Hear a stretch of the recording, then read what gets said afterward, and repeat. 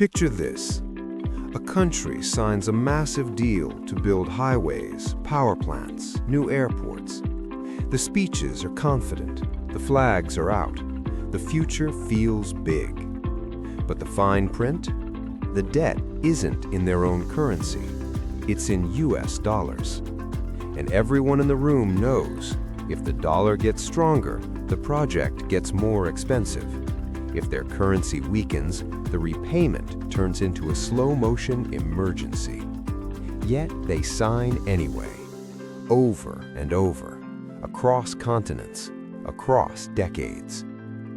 This is the strange story of why countries borrow in a currency they don't control, and sometimes don't even like. Let's slow down for a moment, because this isn't just about economics. It's about power, trust, and a financial system that quietly decides who gets to grow and who has to gamble. Right now, more than half of all global debt issued by developing countries is denominated in dollars. Not their pesos, not their rupees, not their pesos or lira or naira. The dollar. And here's the twist. Many of these countries don't want to borrow in dollars. They'd rather borrow in their own money. It would be safer, more flexible, less humiliating. So the obvious question is, if they hate it, why do they still do it? To understand that, we have to go back to a simple problem: trust. Imagine you're a global investor lending billions for a port project in a country you don't fully understand. You worry about inflation, political shocks, currency crashes. If you lend in that country's currency and it loses half its value, your investment is toast.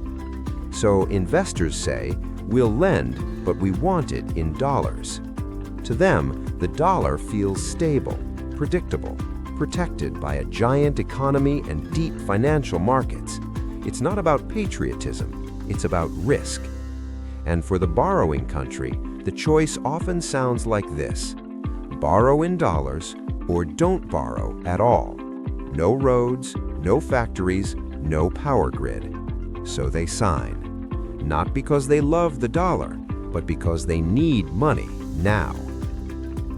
Here's where the system gets more interesting. Once a country starts borrowing in dollars, everything else slowly rearranges itself. Imports get priced in dollars. Big companies report profits in dollars. Trade contracts use dollars even between two countries that aren't the US. Soon, the dollar isn't just a currency. It becomes the operating system. And operating systems are hard to uninstall. Now let's look at the uncomfortable math. A country earns most of its tax revenue in its own currency, but its debt payments are in dollars. So when their currency weakens, the debt bill grows without borrowing a single extra cent.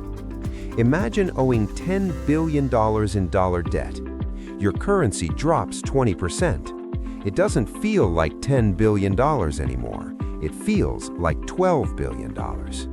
The project didn't change, the bridges didn't get longer, but the burden did.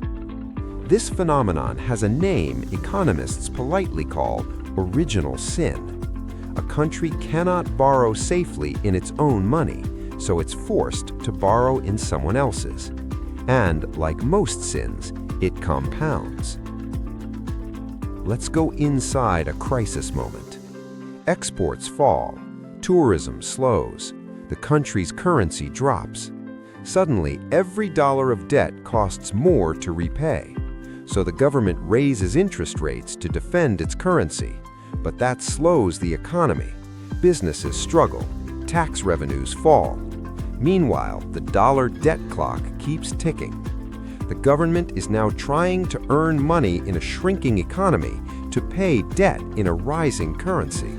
That's not a policy debate, that's a trap. And the lenders?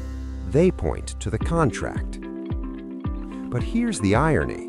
Countries borrow in dollars to reduce risk, yet the very act of borrowing in dollars creates a new, more fragile risk.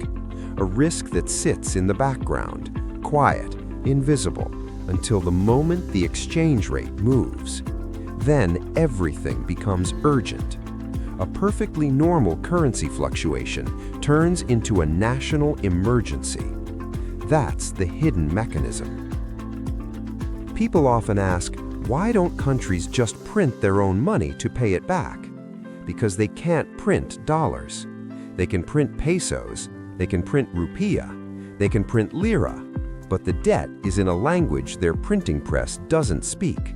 So they scramble instead. They cut budgets, sell reserves, go back to the IMF. The country tightens its belt so the dollar doesn't tighten the noose. Of course, there's another side to this story. Borrowing in dollars can unlock real progress. New rail lines, modern ports, digital infrastructure. Debt is not automatically villainous. Sometimes it builds the future.